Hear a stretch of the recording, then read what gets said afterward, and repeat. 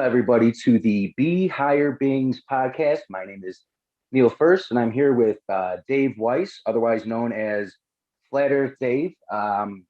Dave is a flat Earth researcher, but the more I watch Dave, Dave's more of a truther to me. Um, Dave is the host of the Flat Earth podcast, which is everywhere. He's also got a YouTube channel, which is Deep Inside the Rabbit Hole, or DITRH. Let me see what else. And from watching Dave, Dave is a real fun guy to listen to and talk to, and I am super excited to talk to you, Dave. Welcome. Thank you. Neil, thanks for having me. Love having discussions. So, where do you stand on the Earth? Gun to your head, 2 seconds, flat or round or something else? I would have to say. Sorry, you're dead. Yeah, right. That's where I'm at right now. So, I got an email from Dave last week, and it was I hadn't really looked into flat Earth. Whenever I would research or look it up or Google it or whatever, I would get taken to the place that Dave tells everybody not to F and go, which is the Flat Earth Society, and it is ridiculous. But I looked up Dave, and I found you on YouTube. I saw you making a lot of sense. And I saw, I saw a lot of people not making a lot of sense for the case that we're on a spinning ball. It's weird now. Like being on a spinning ball is weird to me now. And this is only after a few days of me taking a look at stuff. Now understand, I woke up kind of like my background. I kind of woke up in the addiction healthcare thing. So I know we're being lied to. I understand that part of it, which kind of helps me understand that all possibilities are real. And one of the biggest things that I really appreciate, like when you say, like, people ask why would they try and deceive us about the Earth's shape? Why such a big lie? Right. Why such a big lie? And your answer relates to my answer is, why would they tell somebody that they'd be an alcoholic for life? Right? Because to keep them in fear. If you're giving your power away to this other thing, right? If you're trying to manifest on a round Earth, right? If you're giving your power away to something that doesn't exist, then you're just expending energy. And when you're expending energy, you're all over the place. So, we hear there's so much deception in this world. It's overwhelming, even for somebody that's been examining, the lies for decades now. The only really truthful statement is from FDR. The only thing to fear is fear itself. Fear is the cause of all misfortune. Yeah, absolutely. It just keeps us in that state of needing to do something when nothing needs to be done. And that's my experience with it. But yeah. So here I wanted to do this on the Zoom. I'm glad you got the background and stuff like that. So I want to start from the beginning. I know this story. I've heard you say it a dozen times at least. But how did you get into all of this? So I'm a normal guy, business guy, working for corporate America. And on the side, I did a podcast called Deep Inside the Rabbit Hole.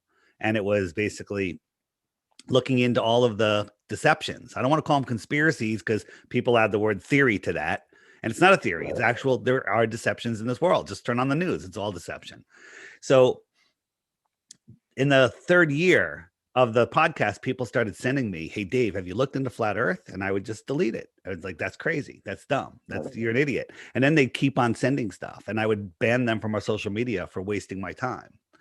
And then I was forced to look into it, and I went in kicking and screaming like everybody else. Nobody, flat Earth is the dumbest thing ever, right? That's what we're all brainwashed before we could talk to think about it. You know, as I showed earlier, you know, we're not a disc floating in space. We're not, you know, they want us to believe, you know, when you mention flat Earth, people are like, flat Earth, that's the dumbest thing ever, you know, a disc floating in space, or we're the only flat planet with other round planets. Okay. That's not what flat Earth is. This is what they brainwashed so we would just dismiss it. So I went in with a biased attitude to, you know, which isn't the way to investigate anything. You know, you got an open mind. Is it this way or is it this way? I went in to disprove flat Earth and prove the globe. Okay. Right. And I came out the other side going, wow, the globe is ridiculous.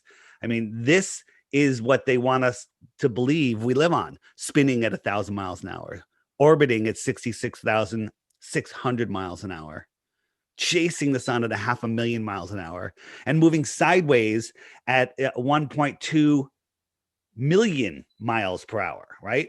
All of that's happening, but the stars reset every year to the exact same position, right? That makes no sense. Right. You know about the Georgia Guidestones? I don't.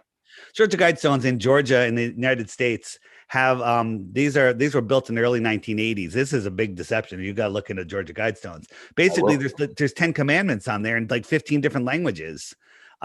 Basically saying that they want to depopulate the earth to 500 million and never let it rise over that number again. That's a serious depopulation if you believe the current population numbers. But more importantly, there's a hole drilled through, a long, thin hole right here, drilled through this one. And when you look through it, what you see is the star Polaris, okay, which is our North Star. And if you do a time lapse, you can see all the other stars are circling around Polaris, right? And this was built over 4 decades ago. Okay. But Polaris is still in that hole. We're orbiting and twirling and whirling and flying and traveling billions of miles a year, but somehow Polaris stays right in that hole. Right. That's insanity. This is proof right here that the earth doesn't move and everything we see in the sky is within the earth system spinning around us like a perfect clock. Yeah. So that's how I got into it. Yeah, that's awesome. So that's what science does. Science goes to disprove something, not fit something into their theory. Well, right, and that's the argument. Sorry to interrupt, but the argument that the trolls will make out there is flat earthers don't like science. You don't like science. We have iPhones. We have iPhones. Therefore, the Earth is round. Right? The Earth is a globe. That has nothing to do with it. We love science. It's the people that are pushing the globe model that use scientism. It's a religion. They have zero proof. So as we go through this today, we're going to talk about some stuff that's crazy. That'll be stuff about the globe, and stuff that makes sense. That'll be stuff about the flat earth, right? We'll talk about science, how you can prove everything that I talk about that's within our realm is testable, repeatable, provable. You can do it yourself. You can verify it yourself. Everything that NASA says is unverifiable. It's all just, you have to take their word. And I'm going to show you that NASA's, a complete load of crap. Yeah. Yeah. So I'm the student, you're the teacher. I'm here to learn from you. I want people to learn. And I think just that kind of, me asking questions, you might know what questions I should be asking too. You're going to ask no offense, but you're going to ask what I call Flat Earth 101, because there are no 102 or 201 questions, because there are no, the flat earth makes sense. The globe makes no sense. You just have to break the programming. So anything you want to ask, but we can go from there. So since you have the Polaris up there now, I was watching, and you might know this. I was watching both sides of the story of the flat Earth story, or the people trying to debunk flat earthers and the flat earthers. I watched you. Okay, there was one thing that I wanted to ask you. Like you can see Polaris. How far down can you see Polaris in the southern hemisphere? So do you know? So according to the globe model, Polaris, so we're on a spinning ball, right? And Polaris is lined up with the axis of that spinning ball. So you should not be able to see it below the equator, because the equator is going over the other side according to that axis, right? Right. So unfortunately, there's an observatory 30 degrees south. I forget the name of it, and it's getting harder to find that information. But several times they have seen Polaris, and the excuse that they give is like it's refracting up through thousands of miles of Earth.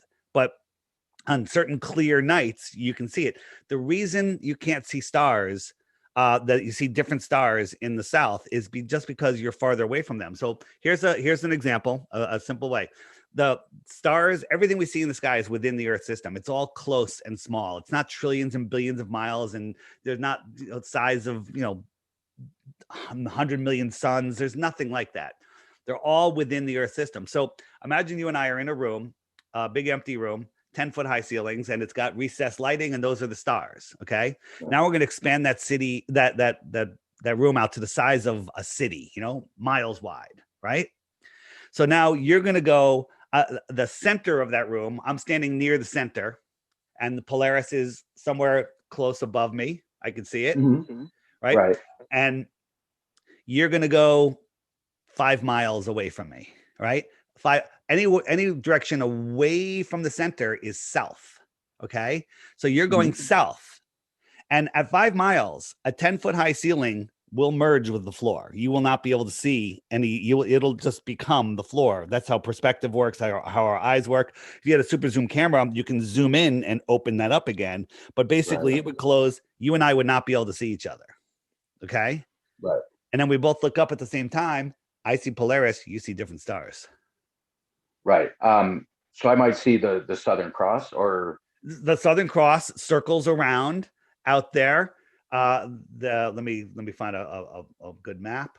So the Southern Cross would be, it would be out here on there's a disc of stars with Polaris being in the center, and the stars go around, and the Southern Cross is out here. So let's say it's midnight over in South America, and they could see the Southern Cross. Well, people in Australia can't see the Southern Cross. They're very far away, but that's because it's daytime.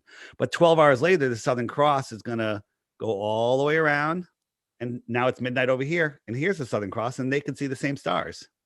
It's just because it's spinning around. The whole disc is spinning in the sky. Now, the optics of the sky, there's crazy stuff. I mean, I believe there's a firmament, okay, a dome over us. And the optics of the sky are insane when you try to figure them out. Have you ever seen the experiment with a empty glass and an arrow behind it? And the camera's looking through the glass, and the arrow's pointing one way, and then they fill it with water, and the arrow points the other way. It just changes directions.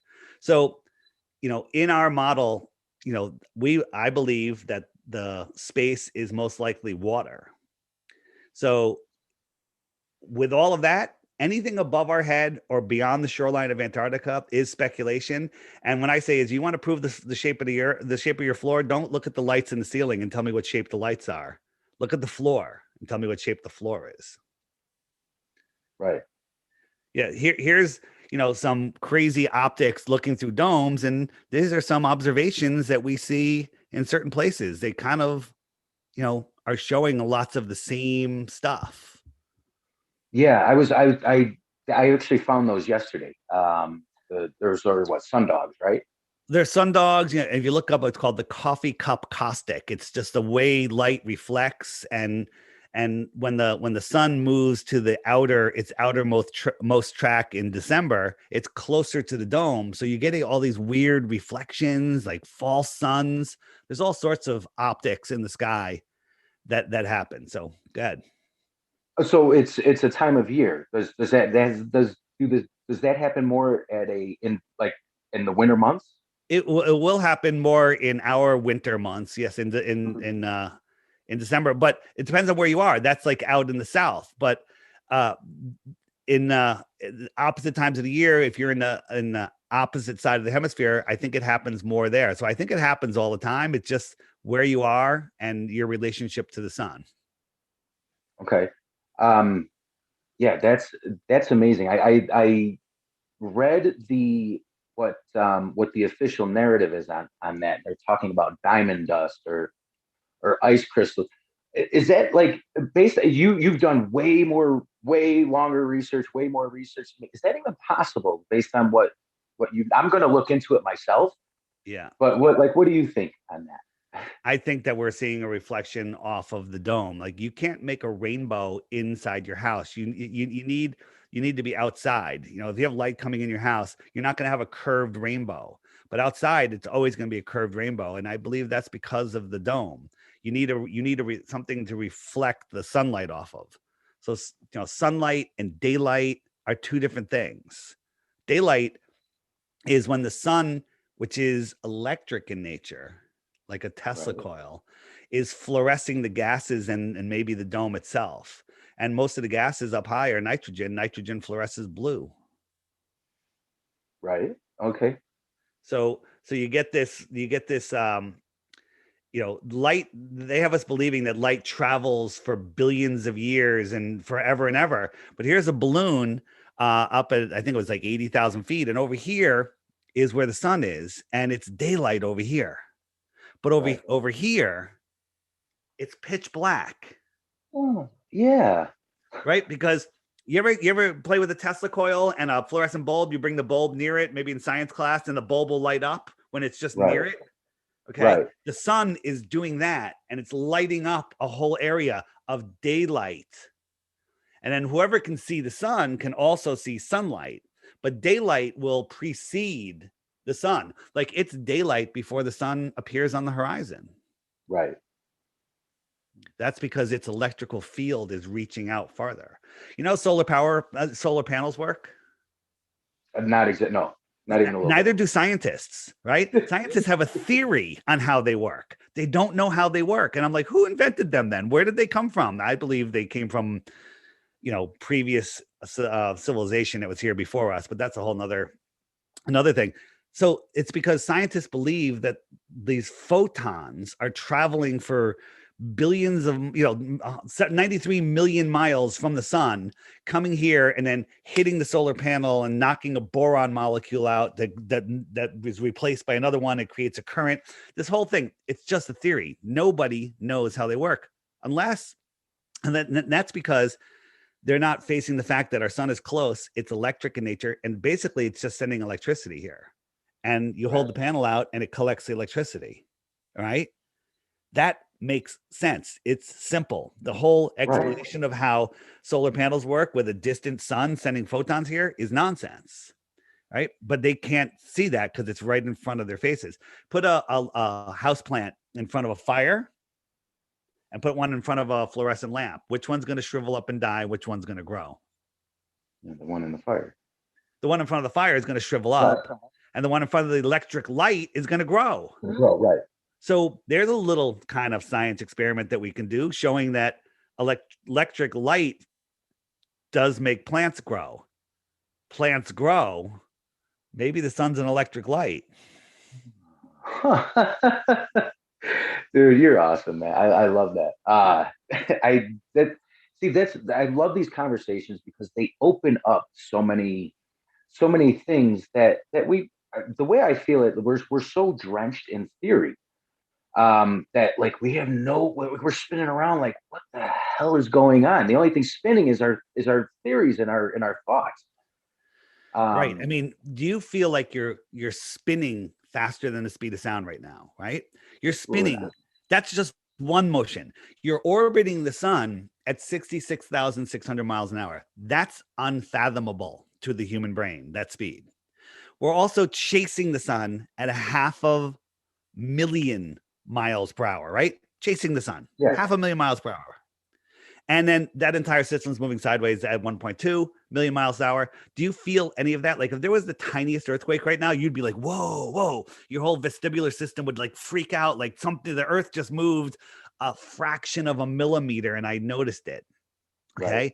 But in reality, we're perfectly still and everything in the sky is spinning around us, right? Science, which I call, you know, Neil deGrasse Tyson and the rest of those frauds, say that, you know, we're spinning at all of these motions and the water bulges at the equator 14 miles high. I used to think that was the coolest thing ever because the earth is spinning. The centrifugal force is making the water bulge 14 miles high. That's cool, right? Right. 14 miles high is higher than Everest. So where's the best viewing spot for that? And if you're flying from the northern hemisphere to the southern hemisphere, if it's 14 miles high, you're only flying at 5 miles high. At what point do you triple your altitude just to skim over that hump of water? Okay. And the answer is there's no point, because water lays flat at rest, right? How come this lake isn't sloshing to one side or the other because of the spin of the earth? Yeah. Absolutely. This is absolute proof that we're not moving. People are like, well, you don't feel it when you're in an airplane. How come you can drink a glass of water or go to the bathroom? And I said, well, my answer to that is, first, take off the outside shell of the airplane. Second, increase the speed to double the speed. And third, have the thing start making a turn, because all of the motions of the earth are not straight lines. We're curving down. The spin is a curve. The orbit is a curve. Everything is a curve. The yearly cycle is a curve. Okay. So curving is if you're at a certain speed and you're turning, that's acceleration. If you're in a car going 100 miles an hour on a perfectly straight, flat road, and you had a dinner plate and you put an inch of water in it, you could hold it, no problem. If you got steady hands, you're good. That car starts taking a turn, where's that water going? Wherever, the opposite of where you're turning. That's right. And look at what we have here. This is proof that we're not moving. Well, the other thing that they say is that we slow down too. And if you slow down in an airplane, you freaking know it. You're like, so you're in an airplane, you're going wherever. You're flying straight and level for the longest time. You fall asleep. You're watching a movie. Life is good, right? You're in a comfy chair flying in a tube in the middle of the sky, and you're comfortable, right? Because the ground is stationary below you. It's not spinning. But as soon as the pilot, like, you're like 40 minutes from your location, and the pilot's like, all right, let's start descending at, like, 100 feet a minute or something, right? They just little throttle down the tiniest bit, and they angle the plane down. You wake up. You're like, whoa, we're changing our direction. Okay. Right. That's dropping at like 100 feet a minute. Okay. So we're spinning. I forget the calculation, but we're spinning and we're dropping at like 5 miles a minute or even more. It's ridiculous. 1,000 miles an hour over the course of an hour. The drop is insane. So we're dropping at a rate that you can't even fathom. How come pilots aren't saying what you know? How come they are? Are they? I'm sure there's some, but I almost want to ask, how could this be kept such a secret for so long? I mean, like sea captains, cruise ships. Okay, so great question. So there's plenty of pilots that have spoken out. We interviewed a KLM pilot. She was on our show called Globebusters, and she was telling us all about how she knows the Earth is flat and all this stuff. And the next day she was fired or grounded. So it's essentially she was fired. So that's not good. We talked to Qantas Airlines pilots. Now, the Qantas pilots, they're doing these southern routes, these long routes. Those people, most of them have to know. And they're like, yeah, we all know. They all talk about it amongst themselves in the lounge, but they don't talk about it publicly because they don't want to lose their jobs. There's plenty of pilots that have come out and said stuff. There's lots of pilots that are doing like these long flights, and they'll do like a time lapse with their own GoPro from their cockpit, showing how the sun never sets when they're going from like California to Germany. And they're showing us impossible things on the globe. But again, they don't want to lose their jobs. People say, how come scientists aren't speaking out? Well, how many scientists are there? How many can you name besides Neil deGrasse Tyson and Bill Nye, the lying guy, and lying box and whatever his name is? These there's not a whole lot of people that are just scientists. And if you look at it, no disrespect to people that have dedicated their life to science, but a lot of teachers and scientists are the ones that can memorize and regurgitate the information the best, right? Neil deGrasse Tyson says he will never talk to a flat earther because the conversation doesn't need to be happen because the science is settled. When has science been settled? Science is never settled because new evidence can make you change your theory. And they will never talk to us because there's only evidence of the flat earth.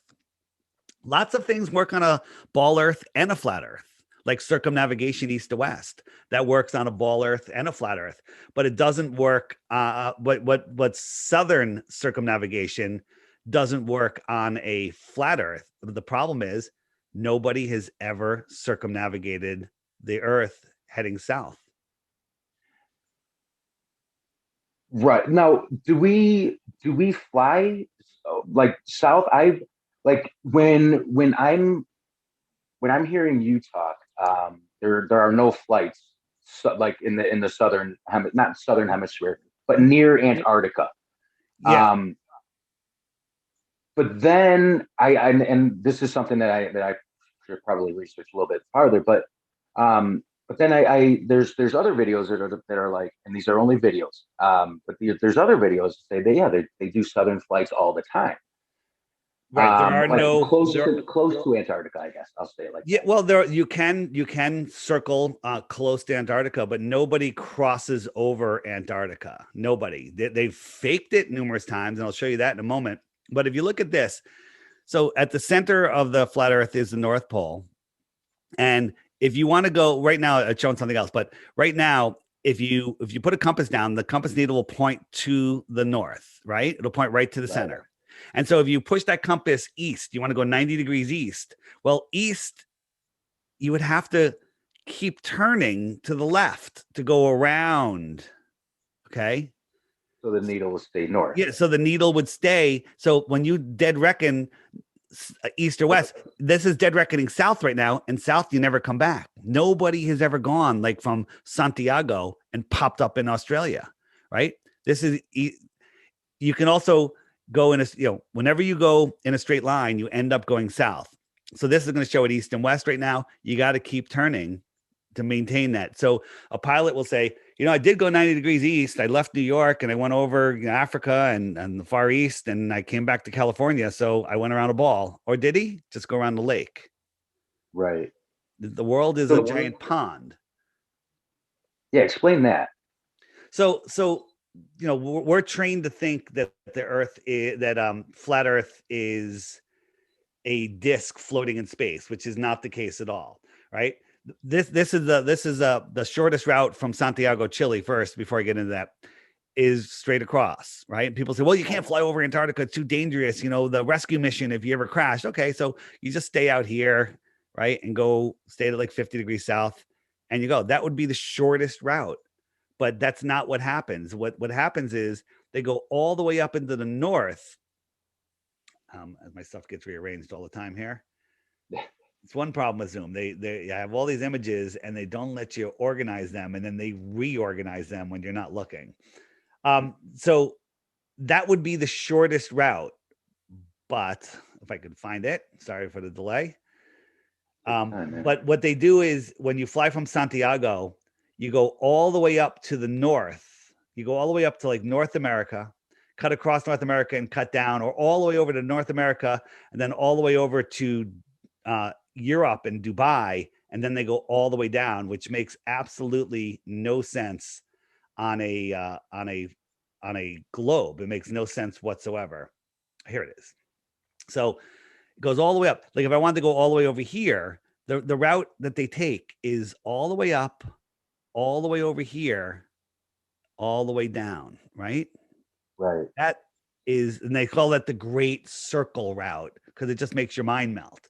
But in reality, let's look at that route to the far side of Australia.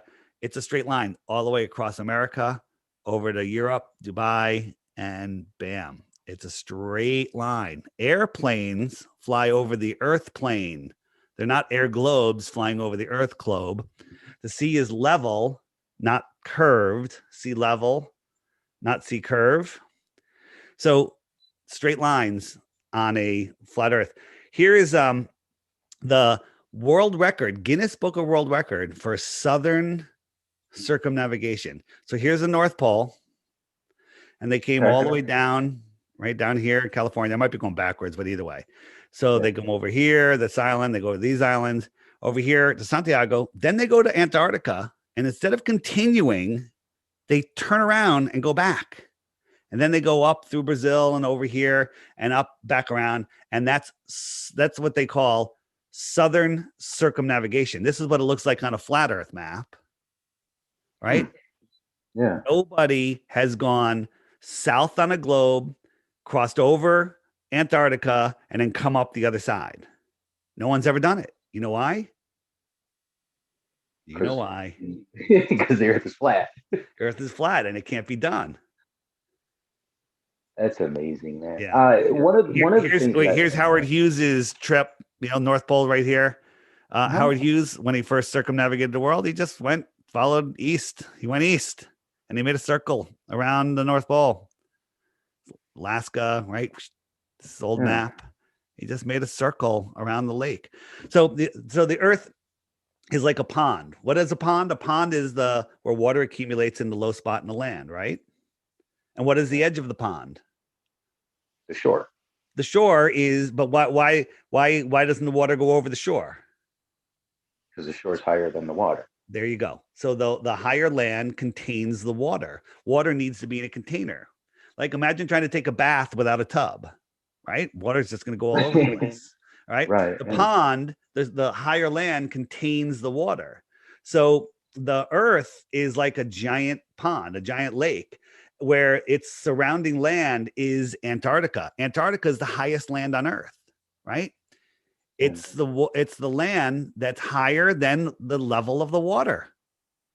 The water surrounds all of the continents, but the land surrounds all of the water.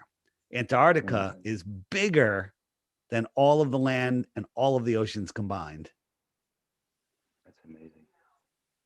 Yeah. And it's off limits. This pink line is 60 degrees south. Every nation that's in 1959 or 1957 signed a treaty that said nobody, no person, not you, not me, not any corporation can explore beyond this line independently until the year 2041, at which point they'll kick the can down the road another 60 years. Okay. Right. No one is allowed to go there. Why is that? Because anybody that goes out here would find out quickly that the Earth is not a globe. Now, what's that? Go ahead. I was going to guess your question. Go ahead.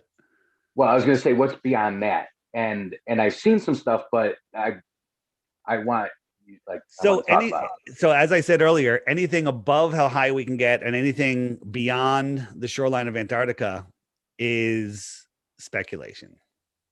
Okay, there's a lot of stories. If you go, we're going to show my app in a minute because my app is the best way to find this information because it is hiding. Google's hiding all the truth in flat Earth. And one of the things in the Antarctica playlist, there's a story about the Iron Republic. Great. If you're on a long drive, it's a 6-hour read. It's amazing. It's an audio book. It's an amazing story, but it's a story about some a congressman or a senator, like in the early 1800s, or maybe early 1900s. He got on a boat and he went to Antarctica and he found like a hole. He found like an inlet and he went through and he came out. He was lost in the ocean and he came across this land over here. And the boat came out and people were like, "Hey, where are we?" And they're like, "Oh, you're at the Iron Republic." And they're like, "What's that?" And he's like, "Well, you're from America. We're on the other side of Antarctica, about equal distance." And it's basically, this story is about the technology that they had there. This was a long time ago. This story was written in the 50s or 60s. And it was talking about a technology that we're just starting to see today that they have out there in the extra terra, right? They might even be considered extraterrestrials, right? Absolutely. So this is, again, speculation. There may be nothing. There may be just a barren Iceland out there. We don't know because we have no firsthand information. And until we're allowed to independently explore out there, there we go. Yeah. Is now one of the things that I found was the Admiral Byrd story. Was that the North Pole or was that Antarctica? That was the South Pole.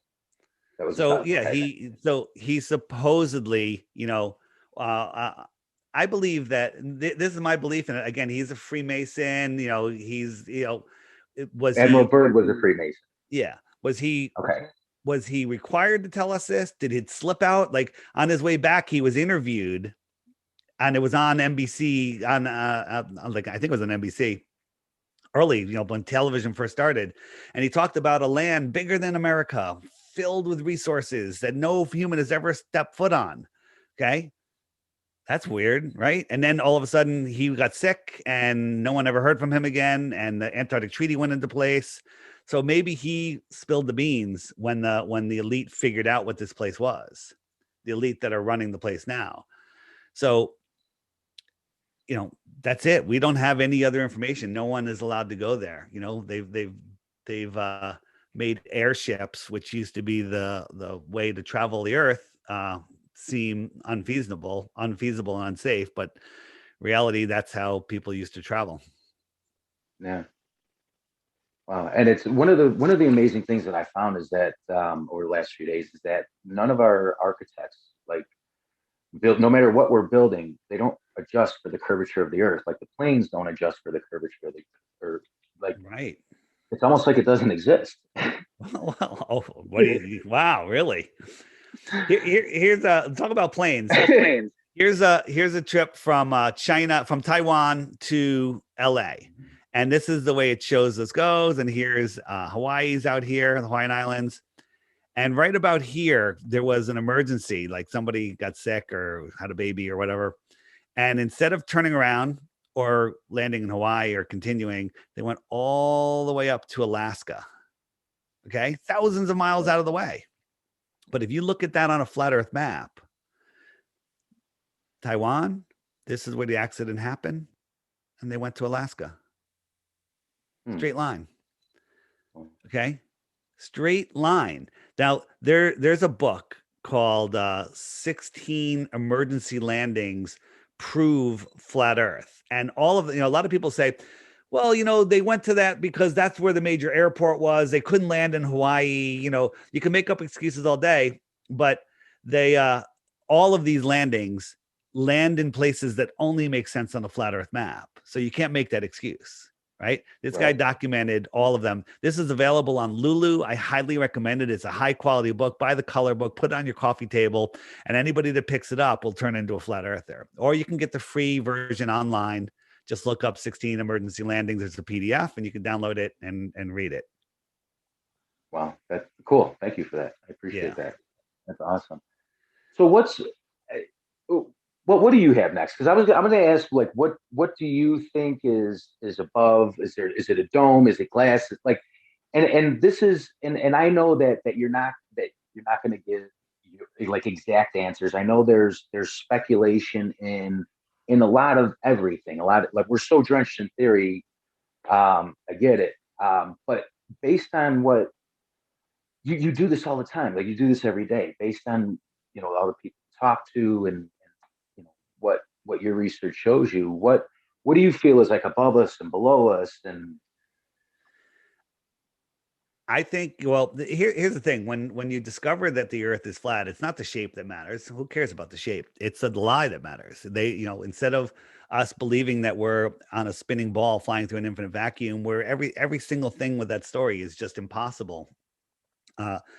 Where we're insignificant flying through space, we're at the center of creation. This place was created for us. We are here. We are spiritual, powerful beings that have control, that nobody can take away our free will, right? So the elite want us believing that we're insignificant and that we need to let them control us. And if we don't say no to all the stuff they're proposing, then we're tacitly saying yes. So it is the most important topic of our time right now in the tyranny that's going on in this world. If we are ever able to somehow get our freedom back, how long can you keep it if your brain is in a matrix, in a prison, flying through infinite space, lost, when there will be people here that know the truth, that have evil intentions and know the power of our minds. They don't want us to know the power of our minds. So the analogy I use is Keanu Reeves in The Matrix, right? Neo, you've seen the movie, right? So at the beginning, he's lost in the Matrix. He doesn't know where he lives. He doesn't know who he is, and he's just a vegetable. And Neo's, he's sleeping a lot. He's depressed. He's on the computer trying to figure it out. And then look at Neo at the end of the movie. he realizes who he is, where he is, what he is, and takes back his own power and realizes the power of his mind. That's what the elite are afraid of. They want to keep us dumbed down and stupid. They're fluoridating us. They're poisoning us. They're jabbing us. They're doing all sorts of stuff to stop this knowledge from getting out. They want to keep us as good worker slaves. And right now they're trying to depopulate us, whether you want to admit that or not. I mean, go look at the Georgia Guidestones. It's not like they wrote it in stone that they want to depopulate the world. Oh, wait a minute. They did in 15 different languages. Yeah, I'm definitely on board with that the narrative being exposed with the depopulation and that the masks are controlled, the jabbing is controlled. I mean, it's it's gross.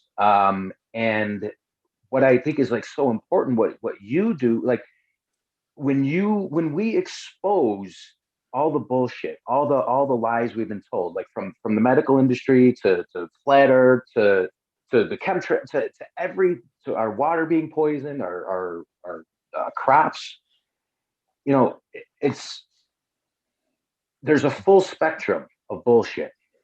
Right. There's a full spectrum of bullshit, and this is probably the biggest thing. It's like you don't know you're living in your house. If your house is a square, you don't know you don't know what your house is. This lie of spinning and like keeping how does the water not flat? We're asking so many questions. We're losing our path to our spirituality. It's a distraction.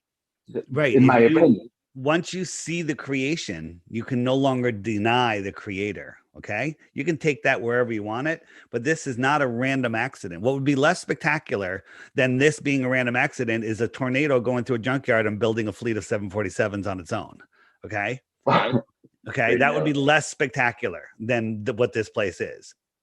And people don't realize it, but this is a spiritual, energetic, amazing, magical place. It really is, where our thoughts create our reality. That's insane. Okay. But you've seen it when you're in a flow state and you're having those positive thoughts, right? And you're thinking, right? Everything just materializes. It just happens. It's insane. The world is a magical place. We are incredibly powerful beings, but they want to keep us in fear because that disconnects us from our power. Yeah, absolutely. That is spot on.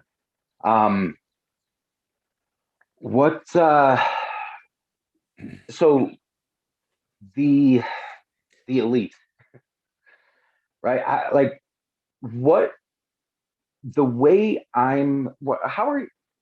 How are you telling people to take their power back? Like, we're giving our power away to a lot of stuff, and to a lot of lies, a lot of all lies. It's all lies. It's all lies. Deception. Yeah. If there was a way to bet on news stories being real or, bet money on news stories being real or fake, if you just picked everything as fake, you'd be rich. Yeah. Maybe a couple are real, but 99% are fake. So, just you can auto fake stuff. The people, they call us auto hoaxers sometimes because basically, it used to be guilty until proven innocent. Now on the news, that's like fake until proven real. Yeah. Yeah. So how do you take your power back? Here's the thing. When you wake up to flat earth, it's the biggest jarring thing of your life. It really is. I mean, like, hey, you wake up, you find out, that thing that happened in New York, it wasn't really done by the people from the Middle East. It was done by, people within the government. All right, that's jarring. This is jarring. I'm ripping people's like you're taking the foundation out from underneath their feet. But the truth is you have no foundation if you're spinning on a speck of dust flying through an infinite vacuum, right? The foundation is here on the flat earth. It's the basement of the universe. It's not moving. We are on it. We are connected to it. We are sucking energy out of it. We are living within it. It's all a living system. And once you start to see that, when people wake up, when you wake them up, people come into this very angrily, including myself. It's like, what about ships over the horizon? And then you show them how ships go over the horizon and it has nothing to do with a physical curve. Then they're like, okay, well, what about eclipses? You know, and then you explain to them how eclipses happen, and what about this, and what about, and then they finally go, well, what difference does it make? I still have to go to work. You know, I'm still nobody, and I have no power, and that's the psyop. They don't want you to know that you have all the power, all of it. All right. If everyone in the world united today, the elite would be done. They'd be finished. We wouldn't even have to like go away, Mr. President, go away, Mr. Whatever. You know, you're nothing because everyone is living in fear. Everyone's living in fear and they have no, you know, they're giving away their power. So once you wake up to flat earth, you start taking your power back. You start realizing, you know, that, hey, I can stand up to this. Like I've had some run-ins with the police because of this whole masking issue and other things. And instead of just rolling over and giving them my ID and doing whatever they say, I say no. And they're like, yeah, I don't have to give you my ID. You have to give me your ID. And guess what? It works. Right? It's like I would never have had the courage to do that. And in the end, the cop like shakes your hand. He's like, you know, like they respect you for not rolling over like a pussy. All right, I said it. Right. Yeah, I get walked out of stores often enough with no mask. Yeah. But the thing is, you know, you can be a good person. This whole thing is about the way they do it is they keep us in fear, right? Because when you're living in fear, like fear of an asteroid could hit us at any moment, we're going to run out of food, global warming. The oceans are going to rise. We're going to be underwater. You know, the sun's going to explode. A meteor is going to hit us. There's, you know, nuclear bombs. All of that is nonsense. Okay, all of it's nonsense. And if you're living in that world of fear, then you kind of become selfish and you kind of become looking out for yourself when in fact you should be looking out for your neighbors. You should be all working together. Like we have these flat earth conferences and there's one coming up in March in South Carolina, which is it's amazing. We have hundreds and hundreds of people there. Everyone is awake. And I often tell people, like, if I dropped my wallet and it was, I don't know, $5,000 worth of cash in it, I know that somebody would return it to me because none of those people would steal it. Right. But you couldn't say that anywhere else at another convention, your wallet would be gone. Right. Yeah. It's because people wake up and they realize that there's nothing to be afraid of. There's nothing to be afraid of. Yeah. Except your zombie neighbors. Right. But that's you here. There you are spot on about that. The more I've been like diving into this, the more I've been just like open to the I guess the truth. The more I've been open to possibility, the less fear shows up. It's like it's almost like the vacuum is sucking the fear out. So think about fear. Fear is so bad that people could get diagnosed with cancer, false diagnose, and then die, and then find out they never had cancer because the fear killed them. Okay. Fear. So look at the whole world right now. Everyone is not everyone, but most people are hiding in their homes in fear. They're hiding. They're not touching anybody. You know, we're electrical beings. We need human touch and we need to see faces. Absolutely. They're taking all of that away from us. They've divided us up so many ways that people can't see it. They're literally isolating everybody, which is lowering the human force, right? We have this force, just like in Star Wars, right? It's the force. And it's all of the interactions, all of the facial recognition of our, you know, seeing people's faces, all of that's been taken away.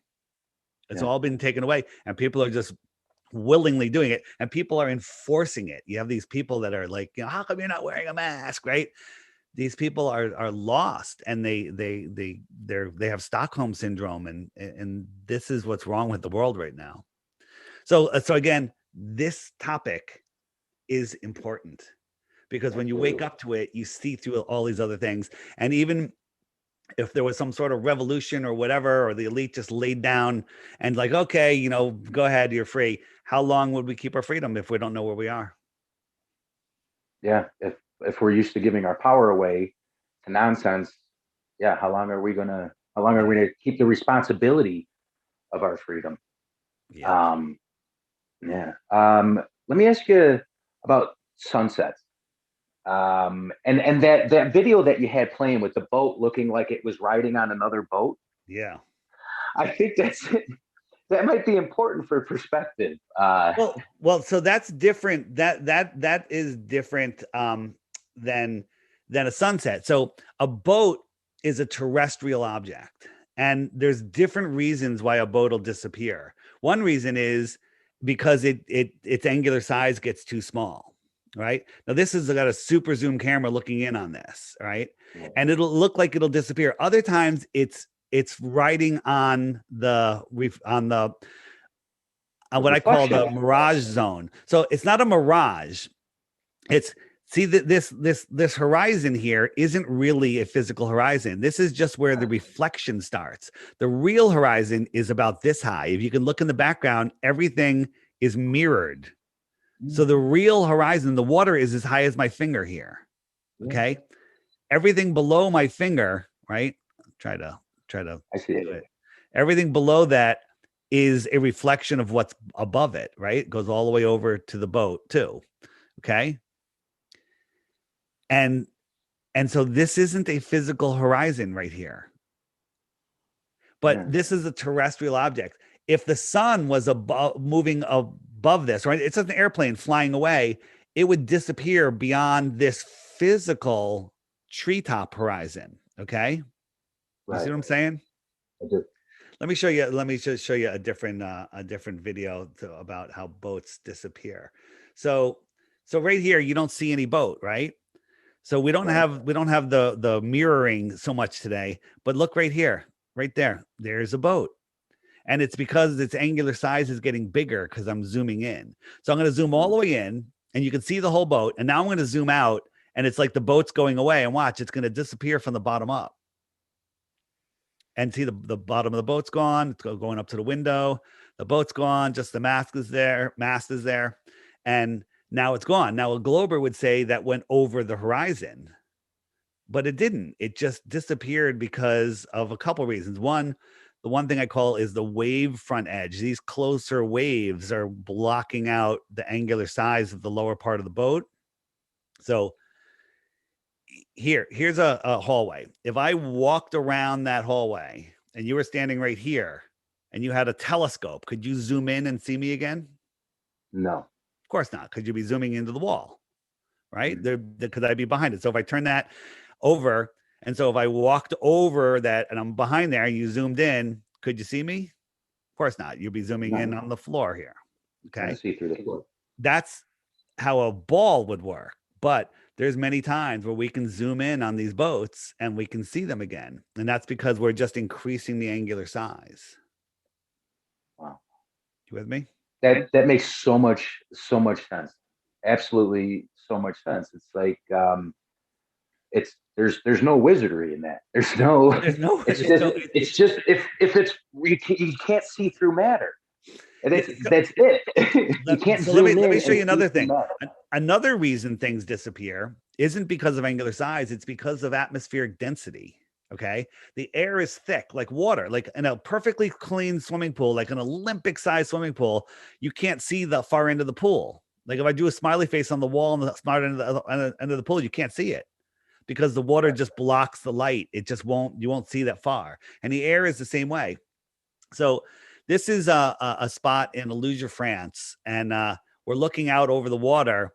And out here is where Mount Canigou is, but you can't see Mount Canigou because it's 175 miles away. And if you look at the Earth curve calculator for the height of the viewer and that distance, the very top of Mount Canigou should be a mile below this curvature. You with me? Okay. Yeah. Because of the curve, it should be a mile below the curvature.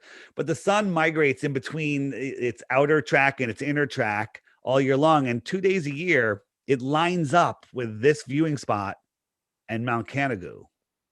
And as you can see here, this looks like clouds, but all of a sudden you can start seeing this mountain. And right where the mouse is right there, that's the highest point. That highest point should be a mile below the physical curve. But it's not. It's right there.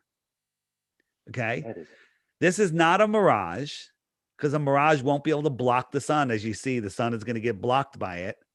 This is just showing you how light, the reflected light off the mountain can't make it to your eyes, but the light off the sun, which is brighter, can push through that extra distance. That's why you're able to see Mount Canigou. That is This amazing. top of this mountain should be a mile below the curvature, a mile. Right? And it wasn't there when the sun was only. It wasn't there when the sun was higher in the sky because it wasn't being backlit. It had to be backlit, right? That's so amazing. Here's what this is at the beginning. You don't see anything, and this is a nice clear day, you know. And even on a clear day, you don't see it because its light can't push through and make it all the way to your eyes. Here's another one. So this is a little different. I put my drone up, super clear day. I'm zoomed in, and the sun was up here. In 5 minutes time, the sun just went down, down, down, down, down. And if the earth was spinning, it would just keep on going. It would always move at the same rate, but it didn't. It went down, down, down, down, down. And it got to this apparent horizon, and then it just stopped, and it sat there for 10 minutes. It literally just sat there. This is sped up 2,500%. Okay. It sat there, and then it just faded out, and it never went away. Watch, it's going to happen again right here. It just sits there, and it doesn't go down. It goes away. Wow. Yeah. It's still there. Yeah, it's still there. It's just making its circle around, and it goes away. We're brainwashed to think that light can travel for billions of years and stay just as bright. None of that happens. None of that happens. The throw of the sun's light is very small and close. Here's an experiment I did. I call it my flat earth kitchen. So I have a line. This line is level, and I have the camera at the height of the line, just showing you that if I move it along the line, it basically is going straight and level, right? And these are like mountains or cloud banks, whatever they want to be. It's fine. So then I'm going to show you the same track filmed from the level of the counter. And it kind of looks like it's going down, right? That line, it's hard to see, is level. And when it goes by there, look, it sets from the bottom up. And this horizon, since it's so far away, this thing, which is way higher in the sky, looks like it's at eye level, because that's how your eyes work. This looks like it's level with your eyes when it's really 10,000 feet in the air. And here it is. Here's the same thing. Here's the original, and here's a real sunset. And you see, this is a fake horizon. This is going by the atmospheric deck of opacity right here, I call it. So it's just like this. As this starts going by here, it's setting. It looks just like that. It's awesome. That is amazing. All right. Hey, I'm sharing my app here. Have you seen my app? Yeah, please do. Yes, I did get your app. All right, you have it. So let me just show for the people listening. I'll do a quick run through, 90 seconds, maybe 2 minutes. You ready? Are you sharing it on the screen, nice and big? Yes. So the sky is a perfect clock. The sun goes around once a day, so it keeps track of the hours and the days. And as you can see, it's gaining distance from the moon. So it laps the moon once every 28, 29 days. So the moon's phases and its cycles, its phases and position keep track of the weeks and the months in the sky clock. And if I slow it down and I turn on the stars spin just slightly faster than the sun. So the sun will move into the zodiac will catch up to the sun. So right now, Pisces is catching up to the sun, and we'll be in Pisces for the next month. And then, everyone after that will follow, and it takes a year to reset because it laps the sun once a year. So the stars keep track of the seasons and the years. If I turn on the world time, it shows you where, how the time zones are. So I'll stop it right now. It's 3 a.m. in Eastern Australia, and it's 7 p.m. in South Africa. And wherever the sun is, it's noon. So I'm on the East Coast. It's noon for me right now. And that's how the sky clock works. I showed you the compass earlier. The compass, the north is in the center. East and west are circles around that center, because remember, your compass has to point towards the center. So Right.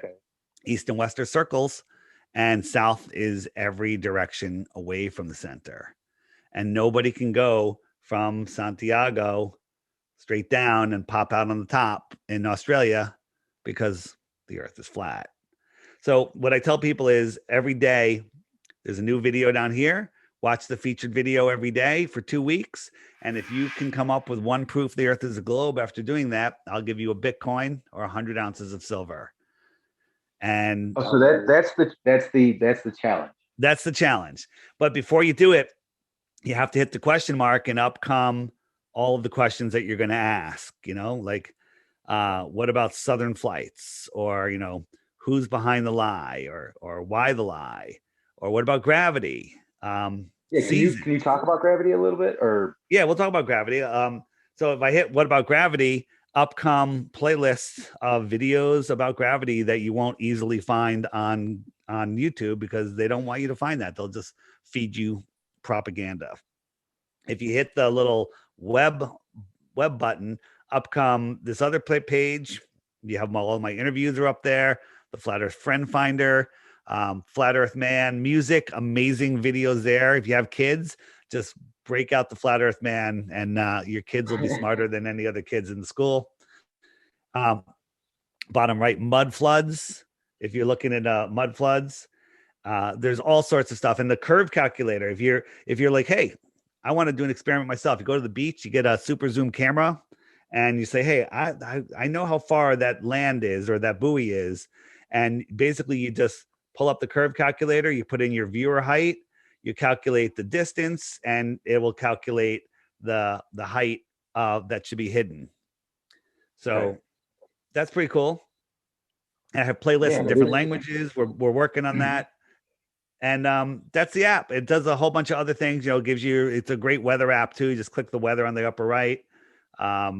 It does a bunch of stuff, but really fun. What's the little jumping guy in the little? I'll show you. Let me show you that. Yeah. Okay. So you can change, pick different backgrounds, like whatever you want. Yeah, that's cool. Yeah, there's a lot of cool stuff. Or you can have a random background show up. Just like turn that random background switch on, and then you can also get cool T-shirts. You can gift the app to a friend, though nothing better than turning a friend into a flat earther. So only on Apple can you gift it to them. Unfortunately, on Google, you can just send them the link and send them $3 on PayPal.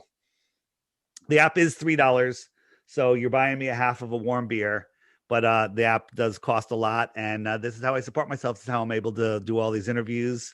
So there you go. And it's a one-time charge. There is a subscription option in there. You don't have to do it. You only get one pop-up a day, no ads, just exit out, and you don't have to subscribe. It's only $1, but you don't have to subscribe. But if you want to support me, you think I'm cool, I'm awesome, you can. And if you don't like doing monthly, just do $11 for the year and you're done with it. All right. You ever buy a round of drinks in a bar?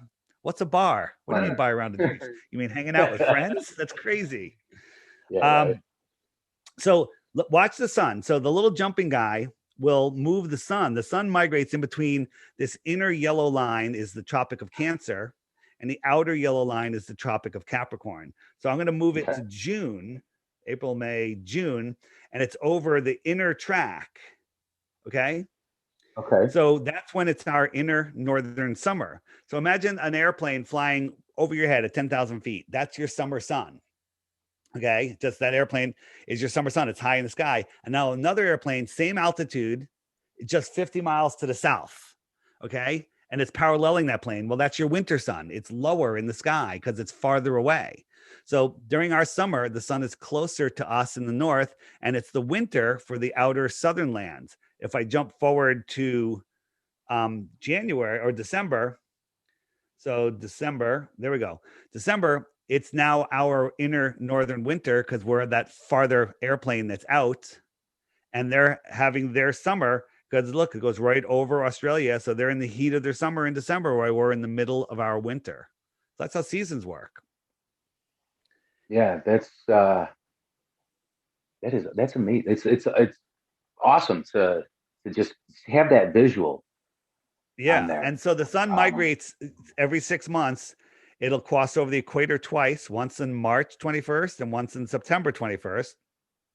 Then June 21st, it'll be on the inner track, and December 21st, it's over the outer path. Right? Yeah. And there you go. And by the way, if you don't want to wait for the daily videos, you just hit that little play button next to it that says archive, and up comes all of the videos from that month. They're all there. So you can go back and review them all if you missed any, or you can hit the little hamburger at the top and up come all of the other months from before. And you hit those, there's, 30 videos in each one of those. So there's tons and tons of information that you won't easily find on YouTube. Yeah. All great stuff to, what's that? Yeah. It's called the Flat Earth Sun, Moon, and Zodiac Clock app by Blue Water Bay. There are some knockoffs in there that are not good. So if you get those, there's a free one on Android. Don't send me an email telling me my app sucks, because that's not my app. You want to put the QR code on the screen? What's that? You want to put the QR code on the screen? Yeah, there's the QR code. If you're looking at us on the computer, just point your camera right there and it'll pull the right one up for you. You just remember, if you put in Flat Earth Clock, it'll come up by Blue Water Bay. Just look for this little icon, this little map right here.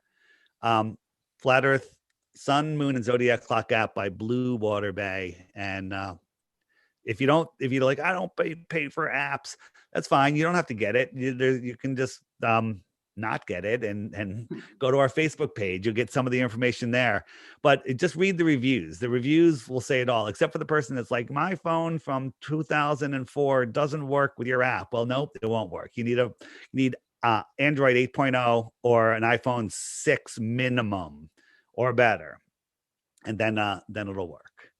So there you go. Awesome. Yeah, and I'm having fun with the app, and I'm having a ton of fun with all your videos. One video, there was that one. It was an amateur rocket. They were in Arizona. I actually almost put I have a new, not a new one, but a more in-depth one of that rocket. Almost went on the app today. It might go on tomorrow unless something else comes up. But this is it. This is a rocket, unlike NASA's rockets, which go right out to sea and crash. No one's on them. This one went straight up. And they gave us an uninterrupted view. NASA will never give you an uninterrupted view. Watch any NASA SpaceX videos. Cut. It's like a movie, because it is a movie. And then it went kerplunk. It went into something. And while it was floating there, it turned on its side. And all of a sudden, we could see the moon, right? So what's weird about that? Well, the weird thing is, I'm going to show you the moon's coming up. Here it comes. So all of a sudden, here's the moon right there. That's the moon. Right. Right. Huh. The moon was over Australia or New Zealand at the time. Okay, this is Australia. This is not Australia. This is I'm sorry. This is Arizona. And if you look at a globe, if this microphone was the globe, we're like a quarter of a millimeter over this, and New Zealand's over here. How could we see the moon? Right. We'd have to be looking through the globe Earth to see it. You know how we can see the moon, the same reason we can't circumnavigate to the south. Right. Because the Earth is clearly flat and stationary. Here, let's talk about, what about all those rockets that people see? Here's a space Blue, I think this was Blue Origin launch. They do a combination of miniatures of helium. Look at this thing. Look how fake this is. Right? They do CGI, but the people that are watching from 10 miles away, they're seeing something launch up that's most times a blimp, right? Watch what happens here. Watch what happens to this. This is all CGI, and they have a major glitch that happens. Watch the top half of the rocket. Right? So they're filming, and then something went wrong and the rocket disappeared. Okay? This happens more than once. Okay? Oh, wow. Yeah. And people are like, oh, the Globers will say, well, that's just, compression. They just make up crap, right? This is nonsense. This is utter nonsense, what they show us. Yeah. And these things, they're always showing a nice close up. They don't show you one shot from it taking off and then and then just keep on going. It's cut, cut, cut, cut. Within 5 seconds, within 10 seconds of launch, there's a half a dozen cuts. 10 seconds, half a dozen cuts. It's insane. It's insane. And then has to have millions and millions and millions of pounds of thrust. How come this smoke isn't being just obliterated? Right? If you look at the smoke, none of it makes any sense. People will say, well, look at this, look at what this Russian fighter can do, and this one got me for a while. I'm like, look at this plane, what this plane can do. Right? Yeah. And if the sound really brings it home when you listen to this thing, but it's doing all of the stuff, which is basically mind control, because this isn't the real plane. It's complete CGI. Okay. Right? When you listen to it, when you watch the actual video, the sound really sends it home. It's like everyone thought it was real, but it's fake. So they can fake stuff so amazing that people will just buy it. Yeah, look, like the way I've been kind of understanding, like just watch the Avengers movies. Yeah. Or any of the CGI movies. I mean, it is so good right now. They do better than NASA. They do better than NASA. This is, Pixar might be NASA. Yeah. NASA, the green screen technology that they use is it's amazing what they can do. I mean, this stuff is you can't detect it if you don't know. I mean, NASA is constantly screwing up though. And there's so many screw ups. I wonder, did they do that on purpose? Are they telling us? I believe that they're always required to tell us so they don't break our free will. And if we're too stupid to see it, then that's on us. Yeah. So yeah, I'm learning a lot of that too. Yeah. The clues, the seeing through the bullshit. My book is The Bullshit Machine. Right. That's nice. Yeah, seeing through the bullshit. So and I'm telling you, Dave, thank you so much for contacting me, because there's like you're presenting the bullshit. Yeah, look at this. Like, this is in real time. In real time, they can remove things that are in real time. So they're filming, they just quickly circled something and the computer fills in like it's not there. There was a little artifact right there. But so this is missing, right? This is done in real time. Okay. So watch that, like here, they're gonna get rid of the drain, I think. So the middle thing. Oh, there's something in the middle, right? Yeah. Yeah. Oh, there they got rid of the drain. Okay. Yeah. So basically they go in, they just circle it, and bam, it just goes away. Yeah, man. And so they do this with astronauts in the water, and they have scuba divers, moving these guys around, and people just buy it up. People just believe that all of this stuff is happening, when in fact it's all being done, in the National Buoyancy Lab. Here's this shuttle. I mean, the space station, and they're green screens, and this is what they show us here. And people buy it up. The question was once asked to NASA, why do you have green screens in the training pool? And their answer was to make it more realistic for the astronauts. Well, the astronauts that are doing the training aren't seeing what's on the green screen. Right? Like when I look back, I see a green screen. I don't see this image. Right. Yeah, that's one of the things that I talk about a lot, is how indoctrinating the TV is. How indoctrinating, I call them the people on the TV. I call it the T, like just to lower it a little bit, just to lower its importance. We saw the moon landing on the TV. We saw 9/11 happen on the TV. Our news channels have been indoctrinating the most trusted news source for 50, right. And with all the technology and all the huck and buck and all the bullshit, what are we showing me here now?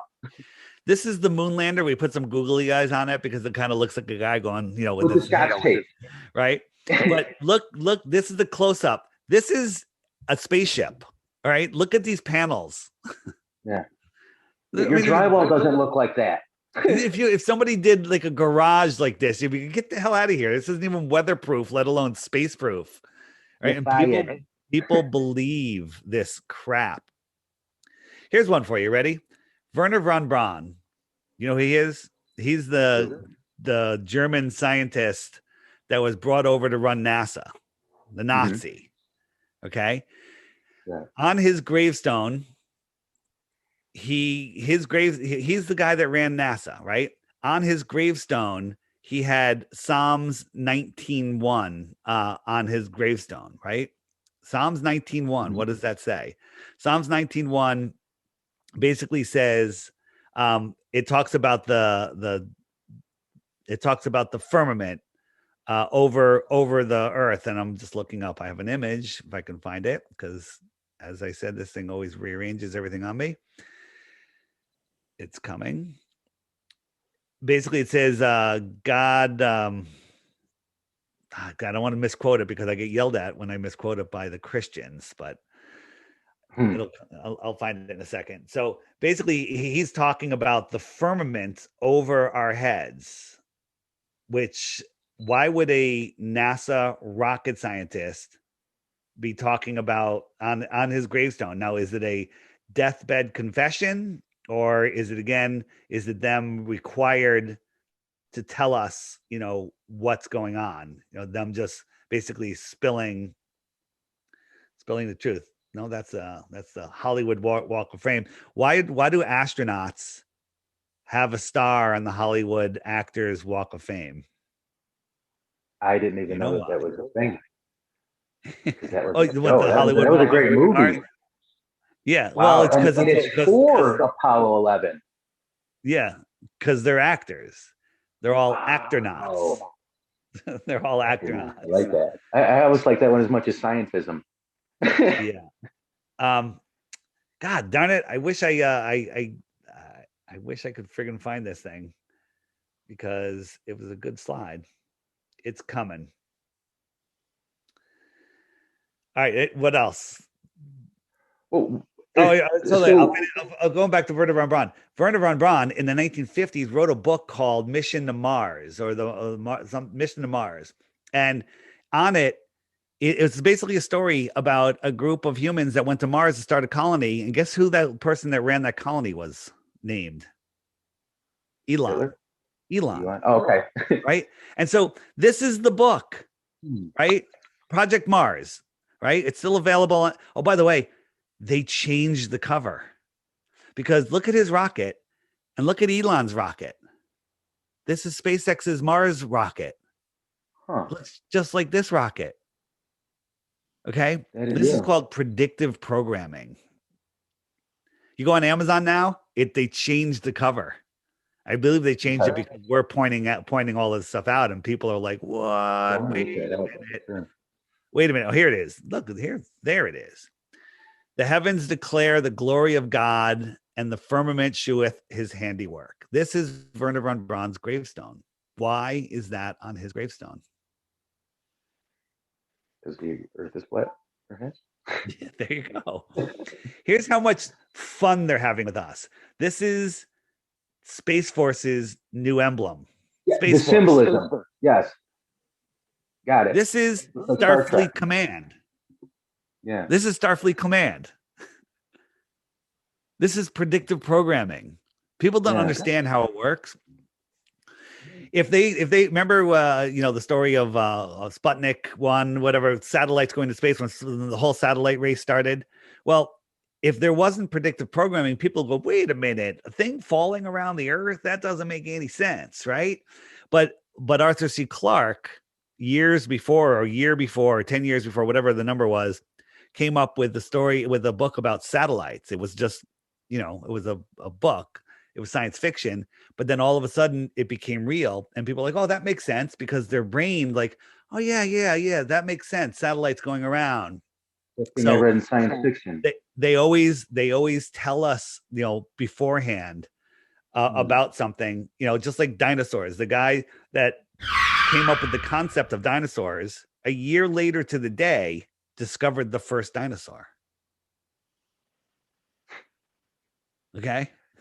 Yeah, quite a manifestation. Yeah. So maybe he Yeah. manifested. Yeah, good one. I don't think so. All right. Any other questions before maybe we should start to wrap it up? Any other, like, what other things that make you think that the flat earth is impossible? Do you have any? Uh, well, what I'm finding is I'm finding a lot of things that make the round earth impossible. Yeah. Like that's the thing. Like one of the guys that got me on like day three, Owen Benjamin. Owen. Uh, yeah. And I remember, I used to listen to Owen a lot in the car, with the comedy and stuff like that. And I saw that video of him saying, "I don't want to be a flat earth person." That's me. That's my video. Yeah, yeah, that is your video. And I'm watching this thing and I'm like, dude, this is exactly how I feel right now. Like I'm still kind of in this, dude, prove it to me, show Neil, me this. Neil, 5 years ago, you could say that. Now, so many people are waking up to it. You're going to be in the majority soon, right? You don't want to be. What do you want to be in the zombie, population, or do you want to be in the awake population? There's more and more Right. people waking up. There's so many closet flat earthers that are starting to come out now.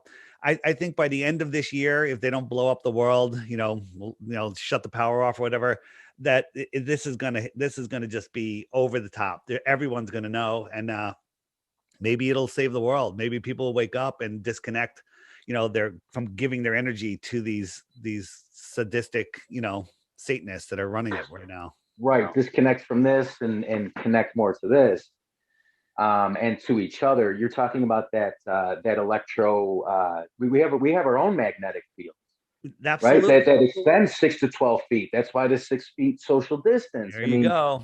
we need to see faces. We need Right. to gather in groups. We need to respect one another. One of the most interesting things that I've found, when I started doing this research is people debunking each other, like the Globers debunking the flat earthers.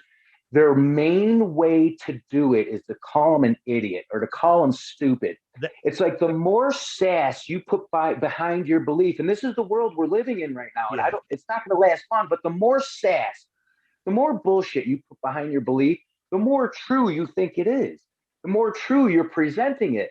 And it's like, wait a second, stop for a second. If you can get through, like if people are going to start doing the flat earth research and start actually just open themselves up to the possibility, understand that sass and you're an idiot doesn't make the other guy true, doesn't make the other guy Wendy, right. yeah. Wendy, the comments on your video, you're gonna get. I have a team of trolls that follow me around, and they're gonna be like, "Dave's a scammer." There's no proof of this. But they'll never offer a proof of the globe. They'll just say stuff, and then the ones that comment on everyone's comment go to their channel, and they're empty channels. They're trolls. They're bots. There's Yeah. zero content on their channel. So, you know, I always say, like if somebody thinks, if somebody legitimately thinks I'm crazy, awesome. Show me your proof of the globe. Show me one proof of the globe and you get a Bitcoin, right? That's almost $50,000 right now. Yeah. Okay. Yeah. So And so that go ahead. no, that's it. Yeah. So that's what I want to tell people here. I what I understand is bullshit. Right? I understand when we're being bullshitted, and when if somebody's going to say, "Oh, Dave's full of shit" and this and that, I understand.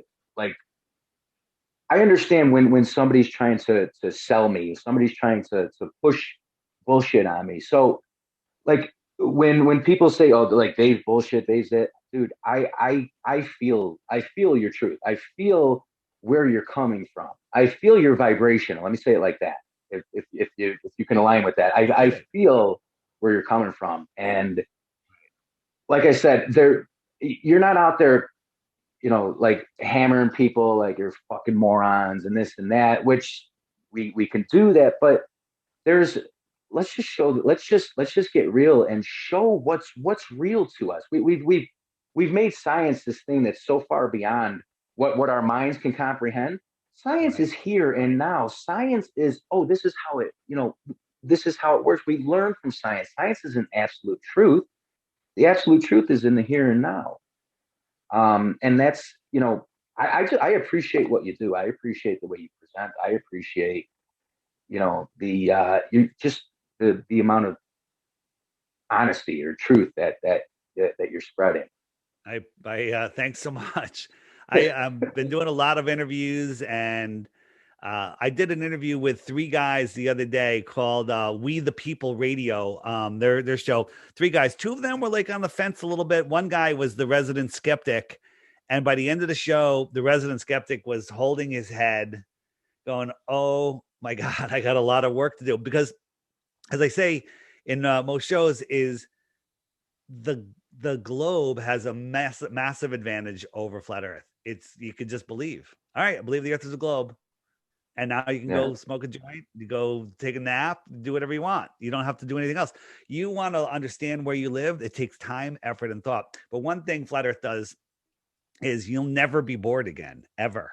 If you're ever, there's always new stuff to look. You're not bored for a second. If you have insomnia, awesome. You got more time to research. All right. If you wake up at 3 o'clock in the morning, you got 5 hours before you have to talk to anybody. Okay.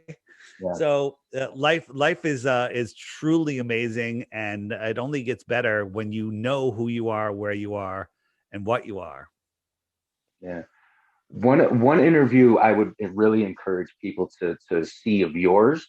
It's that you did a radio interview with the dude. He was holding his hands like this, doing that recently, sign to the devil or whatever it is. Yeah, you put it up, I think, 2 weeks ago. Towards the end 3 days ago. Like or was it 3 days ago? Okay. All right. So towards the end of this video, this guy gets so pigheaded. So he just shuts down and says, "Bye, Dave. Like, thanks for calling." And it was he just like started spitting bullshit. So I gave you a website. You can't tell me that I'm I'm wrong or anything like that. I couldn't even hear the website that he gave me, but he was saying basically his quote was he could tell that there's curvature because of the spin of the Earth. What does that even mean? And you put it up there as a quote, and I love that. It's just, dude, it's calling that out. It is calling that out. And if somebody wants to really see what somebody's calling science, or just how pigheaded and stuck in their indoctrination, mental construct, however you want to say it, watch that video of Dave. It's on my YouTube channel, DITRH, just the initials for Deep Inside the Rabbit Hole. You could also find it on the app if you hit the web button and then go to interviews, DITRH interviews. It's there, and the name of the video is called, I don't remember. Oh, it's I don't know. I forget the name. He hates Richie hates flat Earth or something. Whatever his name is, hates flat Earth. Something. Yeah. It's the name of the video. The name of the video is Dr. Rashad Ritchie Hates Flat Earth, and it was just put up 2 days ago. So there you go. Yeah, 2 days ago as of recording this. It's the last video, the newest video on my YouTube channel, DITRH. Yeah. So yeah, so cool. So you guys can find me at my website, my Instagram, and my Facebook by the same name, The Flat Earth Podcast. My YouTube, as I said, DITRH, just the initials for Deep Inside the Rabbit Hole, and then of course the app. And the best way, if everybody just woke somebody up once a week in a year, the whole world would know the Earth is flat. And one of the best ways is this app. Okay. Even if it wasn't mine, but it is mine and it's awesome. People love it. Right. I love it. The app listen, if you're a flat earther, you know that you're like surrounded by zombies. And there's nothing like getting together. Like we have these meetups and just like 3 or 4 or 10 or 50 people show up. You're like, awesome. I'm around people I can talk to. It's like a new family. So it's the best $3 you could ever spend. Gift it to your family and friends and just give them the challenge. Say, listen, watch the video every day for 2 weeks. And if you can come up with one proof that you live on a globe, that you'll get a Bitcoin. Right. And then I'll shut up about flat Earth. That's awesome. That might even be worth more than the Bitcoin to that person. But there's no way you can watch those videos every day and not realize that we don't live on a spinning ball. I say people's heads are filled with dirt. All you gotta do is put a couple seeds in there and they sprout. Dude, that's genius. I love it. Thank you for that, dude. Dave, man, I thank you so much for contacting me. Thank you so much for showing, spreading, showing the Thanks. what you know. And it's you are so instrumental in the waking up in humanity. And brother, I appreciate you. I really do. All right, Neil. So, Thanks, man. thanks, that guy, everybody. That was Dave Weiss. Dave, the Flat Earth, Sun, Moon, and Zodiac Clock app, DITRH on YouTube, the Flat Earth Podcast. Find Dave everywhere. Dave, thank you again, and All right, Neil, we'll talk thanks. soon, my friend. All right, have a good one, buddy. See ya.